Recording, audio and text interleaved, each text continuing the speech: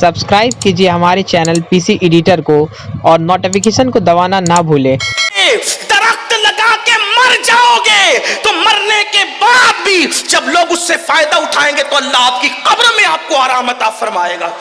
पैसे भी आ रहे हैं और अज्र भी मिल रहा है, यही मजहब इस्लाम की खुसूसियत है। नंबर 3, तिजारत ज़राअत और उसके बाद फिर दस्तकारी कारागिरी करो।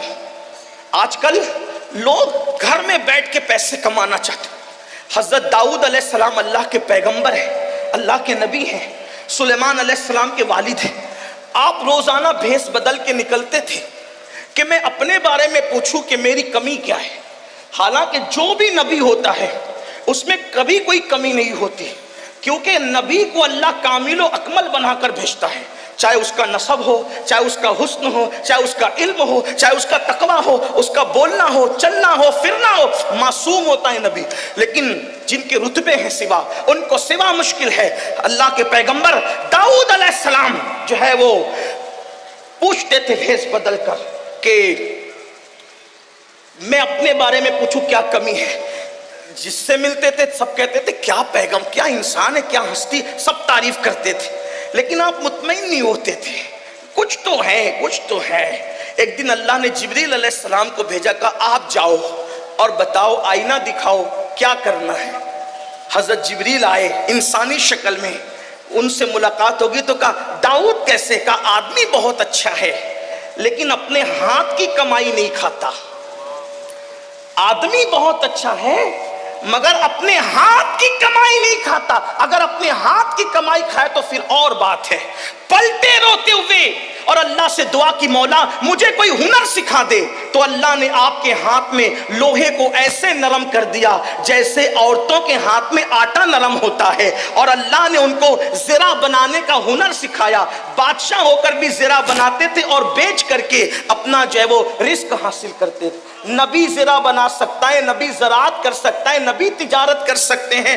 हमारे अंदर कौन से सुरखाब के पर लगे हैं कि हमें शर्म आती है तिजारत के लिए, ज़राअत के लिए? नहीं, आओ गुर्बत दूर करें और उसके लिए कुछ और तरीके। नंबर 1 कि जो गरीब लोग हैं उनकी गुर्बत दूर करने के लिए इस्लाम ने ज़कात का निज़ाम कायम किया है। 2.5% ज़कात अपने माल से हर साल निकालो।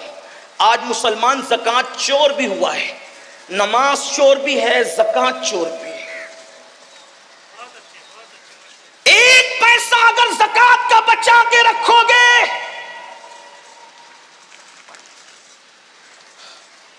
1 पैसा अगर ज़कात का बचा कर रखोगे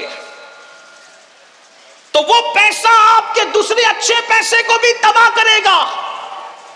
और अगर ज़कात दे दी, अल्लाह के रसूल अलैहिस्सलाम फरमाते हैं जो अपने माल की पूरी पूरी ज़कात अदा करे, अल्लाह उसके माल को अपने किले में महफूज कर लेता है। मुझे बताओ, जिसका माल अल्लाह के किले में महफूज हो जाए फिर उसके माल को कौन क्या कर सकता है? लोग कहते हैं मेरा माल व्यापारी लेकर के भाग गया, डूब गया, ये हुआ वो हुआ।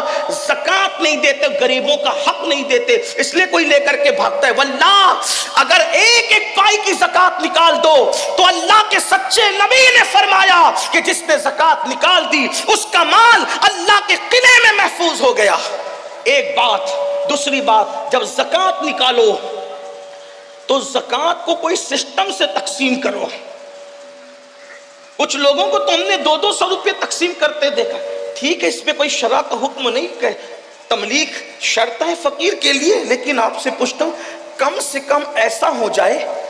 उलमाए किराम बैठे हुए, सिर्फ अपनी इस्लाह की खातिर मशवरा दे रहा हूँ, आपकी मशवरा है मेरा कि अपनी ज़कात को 3 हिस्सों में तकसीम करें अगर हो सके तो।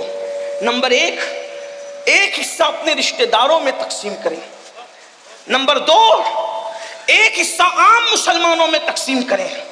और नंबर 3, एक हिस्सा मदारिसे दुनिया में तकसीम करें।